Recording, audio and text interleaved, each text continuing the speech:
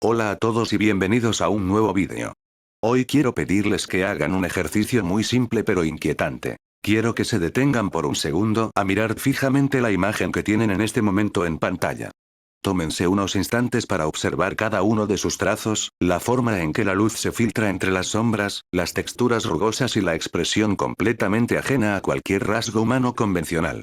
A primera vista, si alguien les mostrara esta ilustración sin ningún tipo de contexto, lo más probable es que pensaran que se trata de un elemento extraído de una leyenda urbana de Internet, una creepypasta perdida de principios de los años 2000, o tal vez el arte conceptual de un videojuego de terror psicológico o supervivencia. Vemos a una figura de proporciones titánicas, con un traje de un color rojo brillante que resalta de forma violenta contra el fondo, arrodillada sobre la tierra húmeda de un bosque solitario y en penumbras. Su postura no es de victoria, es una postura de cansancio extremo, de desgaste o de colapso. Tiene la mirada absolutamente perdida, fija directamente hacia nosotros, los espectadores, como si supiera que la estamos observando, pero careciera de la fuerza o de la voluntad para reaccionar. Y lo más impactante, lo que rompe de inmediato la lógica de lo que estamos viendo, es que a esta figura le falta un pedazo completo y profundo de la cabeza. No es una herida común, es un hueco limpio, una masa mutilada. Y si observan con atención su mano derecha, enguantada en un amarillo gastado, verán que él mismo sostiene ese pedazo que le ha sido arrancado. Cualquiera pensaría que estamos ante un monstruo, una criatura de pesadilla creada para causar repulsión. Sin embargo, la verdad detrás de esta imagen es infinitamente más extraña, fascinante y perturbadora. Lo que están contemplando en esta ilustración digital es una reinterpretación hiperrealista, oscura y profundamente filosófica de Ant-Man. Para quien no esté familiarizado con el nombre, Ant-Man no es una creación oscura de Internet ni un personaje de horror. Es, de hecho, uno de los superhéroes infantiles más icónicos, queridos, influyentes y millonarios de toda la historia de la cultura popular japonesa. Estamos hablando de un personaje que en Asia tiene un impacto cultural al nivel de Mickey Mouse o Superman en Occidente. Hoy nos vamos a adentrar en un análisis exhaustivo de esta y otras imágenes que han reeditado el mito de este héroe. Vamos a diseccionar por qué este tipo de arte nos provoca esa sensación de incomodidad profunda conocida en la psicología moderna como el valle inquietante. Vamos a explorar la trágica historia real de su creador, marcada por la Segunda Guerra Mundial, la muerte y el hambre extrema, y descubriremos cómo una simple serie para niños esconde en realidad una alegoría desgarradora sobre el costo del altruismo absoluto y la soledad del sacrificio. Para poder comprender el impacto tan violento que causa esta ilustración, primero tenemos que viajar conceptualmente a Japón y entender qué representa Ant-Man para la psique colectiva de esa nación. Creado en el año 1973 por el legendario autor e ilustrador Takashi Yanase, Ant-Man no es simplemente una franquicia más de la televisión. Es una institución cultural completa.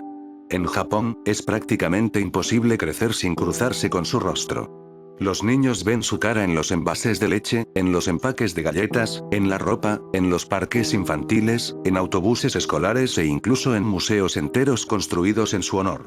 Sin embargo, a pesar de su estética infinitamente dulce y colorida, Ant-Man guarda una peculiaridad conceptual única en el mundo, algo que lo diferencia radicalmente de cualquier superhéroe que hayamos conocido en el cómic americano o en la animación occidental. Su cabeza no está hecha de carne ni de metal, está hecha literalmente de Ant-Man.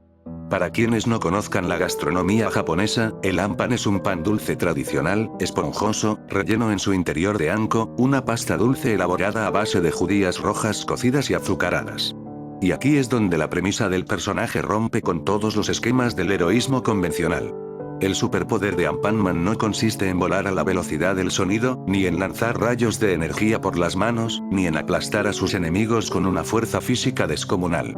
El verdadero superpoder de Ant-Man, su única razón de existir dentro del universo ficticio en el que habita, es la generosidad extrema. Cuando Ant-Man sobrevuela los cielos de su mundo y divisa a alguien que está sufriendo, a un viajero perdido, a un niño llorando o a una criatura a punto de colapsar por culpa del hambre y la debilidad, el héroe no lo duda un solo segundo. Se detiene, desciende hacia la persona necesitada y, con un gesto lleno de ternura en la serie animada, se arranca con sus propias manos un trozo de su propia cabeza hecha de pan y se lo entrega en la boca al hambriento para que recupere las fuerzas y pueda seguir viviendo. En la serie animada tradicional, dibujada en 2 dimensiones con colores pasteles, líneas limpias y contornos suaves diseñados para no asustar a un bebé, esta acción se percibe como algo extremadamente tierno, pedagógico y noble. Es una lección visual sobre la importancia de compartir con los demás cuando alguien la está pasando mal.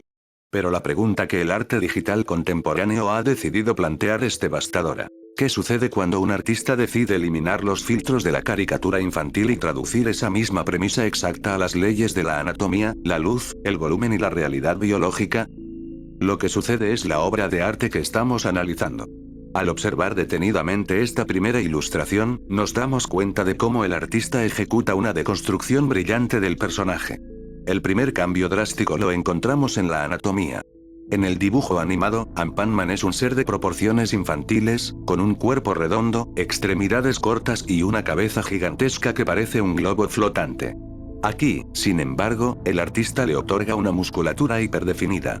Vemos un torso ancho con abdominales marcados, bíceps tensos cargados de vascularización y muslos potentes que transmiten la idea de una fuerza física colosal. Esta decisión anatómica cambia instantáneamente la respuesta de nuestro cerebro. El personaje deja de ser percibido como un juguete blando o una mascota inofensiva para convertirse en una entidad físicamente imponente. Parece un titán, un dios pagano o un ser de la mitología clásica que ha sido vestido con los colores de un superhéroe infantil. El segundo elemento clave es el tratamiento del entorno y la atmósfera.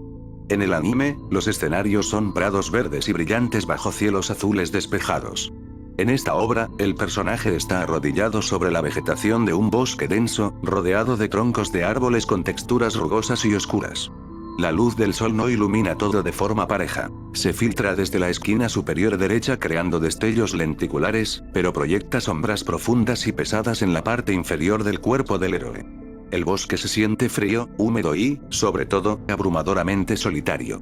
No hay nadie a su alrededor. No hay aldeanos celebrando su llegada ni niños sonriendo. Está completamente solo en medio de la naturaleza. Pero indudablemente, el punto de ruptura total con la infancia, el detalle que magnetiza la mirada y causa una profunda perturbación en el espectador, es el tratamiento de la cabeza y la herida. El rostro ha perdido las líneas simples de la animación y ha sido renderizado con una textura suave pero perturbadora, que oscila entre la apariencia de la piel humana, el plástico pulido de un maniquí y la corteza fina de un pan horneado. Sus ojos no son grandes esferas de caricatura, son pequeñas cuencas expresivas que miran hacia la nada. Y la grieta de su cráneo no es un corte limpio ni una abstracción gráfica. El artista se ha tomado el trabajo de dibujar la porosidad interna de la masa, el volumen del relleno y la irregularidad de los bordes desgarrados, como si esa porción de cabeza no hubiera sido cortada con un cuchillo, sino arrancada a la fuerza o mordida salvajemente. Al sostener ese trozo en su mano enguantada, la escena pierde toda su inocencia y se transforma en una representación visual de la automutilación o del horror corporal. Es en este preciso instante cuando el arte desencadena en nuestra mente el fenómeno psicológico del valle inquietante. Nuestro cerebro reconoce la figura familiar de un héroe de la infancia, pero la forma en que está presentada, con detalles realistas, proporciones biológicas y un contexto de sufrimiento físico, genera un cortocircuito emocional. Nos resulta fascinante, pero al mismo tiempo nos provoca un rechazo visceral. Sin embargo, reducir esta obra a un simple intento de dar miedo o de crear un creepypasta barato sería cometer un error garrafal de apreciación. Esta imagen es solo la puerta de entrada a algo mucho más profundo. Es el primer paso de un viaje hacia la verdadera tragedia que oculta la filosofía de Ant-Man. Justo cuando creíamos que habíamos descifrado la extrañeza de esta obra arrodillada en el bosque, aparece una segunda pieza del rompecabezas en este extraño universo artístico. Una segunda ilustración que cambia por completo las reglas del juego. Miren con atención esta segunda imagen. Aquí, la atmósfera es radicalmente distinta. Ant-Man ya no está arrodillado, ni debilitado, ni amputado. Aparece de pie, erguido con una postura de absoluta autoridad, seguridad y poder, contemplando el horizonte desde lo que parece ser una plataforma elevada o un acantilado. Su anatomía conserva esa misma musculatura hiperdefinida y realista, pero en esta pose, la masa muscular no transmite cansancio, sino una fuerza titánica invulnerable. Incluso la paleta de colores del fondo nos envía un mensaje completamente diferente. Un cielo en degradado con tonos cálidos y fríos, que sugiere un amanecer o un atardecer eterno, un escenario casi cósmico donde este personaje se erige como una figura guardiana. Esta segunda imagen es fundamental para el análisis porque funciona como el antes de la tragedia. Es la representación del héroe en la cúspide de su omnipotencia. Es el dios de Pan en su trono de poder, intacto y glorioso. Al contemplarla de forma individual, nuestro cerebro percibe a un protector imponente. Sin embargo, cuando la colocamos al lado de la primera ilustración, donde yace roto, mutilado y solitario sobre la tierra del bosque, el impacto psicológico se multiplica exponencialmente. El artista digital no solo está buscando perturbar con un estilo realista, está construyendo un arco narrativo mitológico sobre la decadencia y la caída de una divinidad. Nos está mostrando la transición de la perfección física e invulnerable a la ruina biológica. Esta comparación nos obliga de inmediato a plantearnos preguntas inquietantes. ¿Qué clase de amenaza pudo ser tan grande como para derribar a una criatura de semejante presencia? ¿Qué nivel de sufrimiento, de necesidad o de hambre en el mundo pudo haber desgastado a este ser gigante de pie hasta dejarlo arrodillado, sangrando masa de pan en medio de la naturaleza? Y es precisamente en este punto donde debemos dejar de lado el arte digital por un momento y sumergirnos en la historia real, cruda y dramática que dio origen a este personaje. Debemos hablar del hombre detrás del mito, el autor Takashi Yanase. Para entender por qué Ant-Man se arranca la cara para alimentar a otros, no hay que buscar en cuentos de fadas convencionales. Hay que buscar en los campos de batalla y en las trincheras de la Segunda Guerra Mundial. Takashi Yanase no fue un ilustrador que simplemente quiso inventar una historia graciosa para entretener a los niños antes de dormir. Fue un sobreviviente de uno de los períodos más oscuros e inhumanos de la historia moderna. Nacido en 1919, Yanase vivió su juventud en un Japón dominado por el fervor militarista. Cuando el conflicto bélico se expandió, fue reclutado de forma obligatoria por el ejército imperial japonés y enviado al frente en la China ocupada. Aunque por azares del destino a él no le tocó estar en las líneas de combate más sangrientas de primera fila, estuvo expuesto a lo que él mismo describiría décadas después como la deshumanización absoluta de la guerra. Durante su servicio, sufrió la pérdida más desgarradora de su vida. Su hermano menor, Chihiro, a quien Takashi adoraba y consideraba un artista muchísimo más talentoso y brillante que él mismo, fue reclutado por la Marina Imperial. Chihiro fue enviado al Océano Pacífico y murió en combate cuando su embarcación fue destruida. Takashi jamás pudo superar esa culpa del sobreviviente, el dolor de pensar por qué él había quedado con vida mientras su hermano menor había sido consumido por la maquinaria bélica. Sin embargo, el trauma que cambiaría para siempre la psicología de Yanase no fue únicamente el sonido de los cañones o la pérdida de su hermano. Fue el hambre. Un hambre atroz, visceral, prolongada y destructiva. Hacia el final de la guerra, las rutas de abastecimiento del ejército japonés quedaron completamente destruidas por los bloqueos de las fuerzas aliadas. Las tropas en China se quedaron aisladas, sin suministros básicos, sin medicinas y, sobre todo, sin alimentos.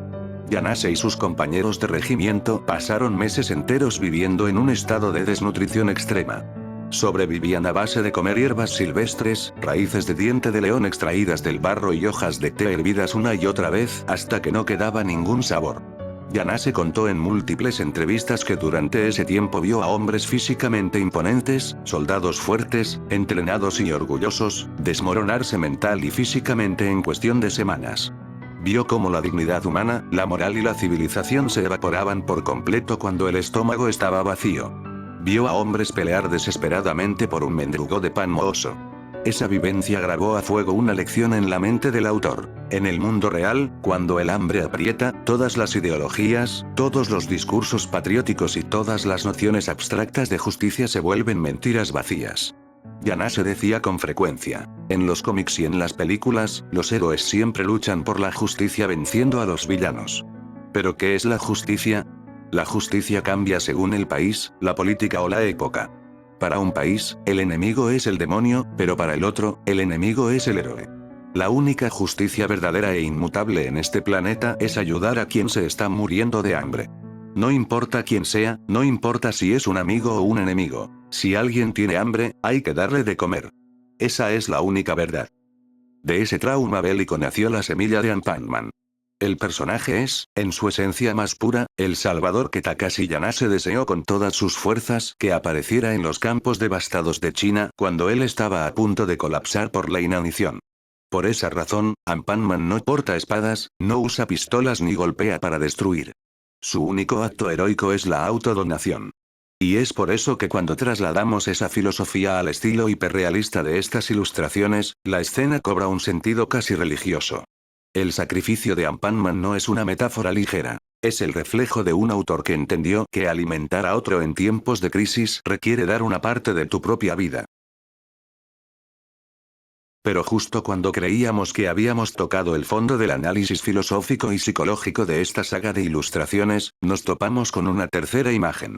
Una pieza gráfica que abandona la distancia del cuerpo completo y nos encierra en un plano agobiante, directo y visceral. Miren con atención este tercer cuadro. El artista decide romper la perspectiva del bosque y la plataforma para clavar la cámara directamente en el rostro de Anpanman. Es un primer plano claustrofóbico. Vemos una cara completamente deformada por la tensión, con la piel estirada, la nariz abultada y rojiza, y la mandíbula apretada con tanta fuerza que los dientes quedan al descubierto en un gesto de puro dolor, rabia o impotencia contenida. En el lateral superior de su cabeza, la marca de una mordida o un desgarro crudo muestra la carne de pan expuesta. Pero el detalle verdaderamente impactante de esta ilustración no es solo la grotesca anatomía de su rostro. Es el fondo. Detrás de la cabeza del héroe, sobre un fondo rojo pasión y sombras oscuras, flotan decenas de ideogramas en japonés. Ese texto que ven grabado en la imagen no es una invención azarosa del artista para darle un toque misterioso. Tampoco son frases de horror inventadas en un foro de internet. Esos caracteres japoneses son, letra por letra, las estrofas oficiales del tema de apertura del anime. La famosa marcha de Anpanman, Anpanman no Mchi, escrita de su propio puño y letra por Takashi Yanase en la década de los 80. En Japón, esta canción es cantada por millones de niños diariamente con una sonrisa en el rostro. Es alegre, rítmica y optimista. Sin embargo, cuando lees el texto con detenimiento y lo colocas al lado de este rostro deformado por el sufrimiento, la canción revela la lectura más trágica y oscura que los propios adultos japoneses han debatido durante décadas. Entre las frases escritas en el fondo, destaca una en particular, la frase insignia del opening, Aitoiki dake ga tomodachi-sa. La traducción literal de este verso es, solo el amor y la valentía son mis amigos. Cuando un niño escucha esa frase acompañada de música alegre, la interpreta como una metáfora poética. Si tengo amor y valor, puedo salir adelante. Pero cuando la analizas dentro de la lógica del personaje y la observas plasmada en esta ilustración, la frase adquiere un matiz desgarrador. Anpanman no tiene amigos reales. Está completamente solo en el universo. Piensen en la dinámica de este mundo por un segundo. Todos los personajes que rodean a Anpanman, todos los aldeanos a los que salva y alimenta, se acercan a él únicamente cuando tienen necesidad. Cuando sienten hambre o están en peligro, claman por su presencia. Y él, condicionado por su propia naturaleza, les entrega un trozo de su propio rostro para salvarlos. Pero cuando el peligro pasa y el hambre se sacia, ellos siguen con sus vidas. Nadie se queda a su lado cuando está mutilado en el suelo. Nadie comparte su dolor. Sus únicos amigos, los únicos entes que lo acompañan mientras su cuerpo se destruye, no son personas ni criaturas vivas. Son dos conceptos abstractos e intangibles. El amor que se ve obligado a profesar y la valentía necesaria para soportar el dolor físico y existencial de ser devorado una y otra vez. Esta tercera imagen es el grito silencioso del personaje. Es la representación de la angustia psicológica de un héroe atrapado en un bucle infinito de consumo. Nos muestra que la eterna sonrisa de caricatura con la que lo conocemos no es más que una máscara, una fachada diseñada para no asustar a aquellos a quienes debe alimentar, mientras que por dentro la experiencia es la de un mártir desgastado por la exigencia del mundo. El tríptico de imágenes que hemos analizado a lo largo de este vídeo, desde el dios invulnerable erguido en la cumbre, pasando por el héroe mutilado y arrodillado en la soledad del bosque, hasta llegar a este primer plano sofocante de su dolor interior, demuestra el tremendo poder que tiene el arte digital para deconstruir los mitos de la cultura popular. Estas ilustraciones no buscan destruir la infancia ni burlarse de un icono. Lo que hacen es quitarle el envoltorio de papel de regalo a una metáfora y mostrarnos la realidad sin filtros. Que el altruismo verdadero no es una caminata fácil ni una victoria gloriosa. Es un camino solitario, doloroso y exigente. Incluso el impacto cultural de esta visión sobre Ant-Man va mucho más allá de las pantallas de ordenador o de los foros de arte digital. La filosofía de Takashi Yanase y el peso de su personaje se convirtieron en un pilar emocional durante momentos de catástrofe real en el Japón moderno. Durante el devastador terremoto y tsunami del año 2011 en la región de Toku, que derivó en la crisis nuclear de Fukushima, la infraestructura del país colapsó y miles de personas quedaron atrapadas en refugios improvisados sin electricidad, sin calefacción y con escasez severa de alimentos. En medio de esa atmósfera de desesperación, las emisoras de radio locales comenzaron a emitir de forma repetida la marcha de Ant-Man. Niños y adultos en los refugios cantaban juntos esa misma frase: solo el amor y la valentía son mis amigos. La figura del héroe que da su propio cuerpo para que otros puedan sobrevivir dejó de ser un dibujo animado para convertirse en la encarnación de los miles de rescatistas, bomberos y trabajadores de la planta nuclear que arriesgaron su salud y sus vidas para contener la tragedia. El legado de Yanase demostró que su obra no era un simple entretenimiento infantil, sino una herramienta de resiliencia emocional diseñada para soportar los momentos más oscuros de la condición humana. Al final, este viaje visual nos deja una reflexión profunda que va más allá del anime o del arte. Nos obliga a mirarnos al espejo como sociedad y hacernos una pregunta incómoda: ¿buscamos a las figuras que admiramos para aprender de su entrega, o simplemente las buscamos para consumir su energía y dejarlas arrodilladas en la oscuridad cuando ya no tenemos nada más que quitarles? Pero antes de despedirnos, hay un detalle técnico e inquisitivo de esta investigación que me parece fascinante compartir con ustedes. Al rastrear el origen de estas ilustraciones en la internet japonesa de mediados de los años 2000, descubrí que no pertenecen al creador original del anime, sino a un artista digital independiente japonés conocido como Heripi, quien las publicó en su blog personal. Sin embargo, al descargar y organizar las imágenes, surgió un pequeño misterio. Los archivos originales venían enumerados como 2, 3 y 4.